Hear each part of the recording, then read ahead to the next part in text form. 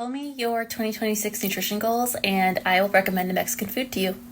Hi, I'm Krista. I'm a registered dietitian and proud Mexican American and Cuban American. On my page, we talk all about the health benefits of Latin American foods and how they can nourish us. Of course, disclaimer, this is just for fun. A ton of Mexican foods can work for a ton of health goals. I always say all foods fit, but this is just a fun little exercise to show which Mexican foods have what types of health benefits.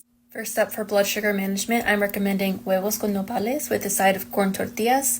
That serving size for the tortillas will vary a little bit depending on your individual needs, but the protein from the eggs with the fiber and kind of that like sticky fiber from the nopales is a combo for blood sugar management. For my fitness crew out there, I'm recommending arroz con pollo. You still need those carbs and you still need the protein. You got a one pot dish that does both. Follow for part 2.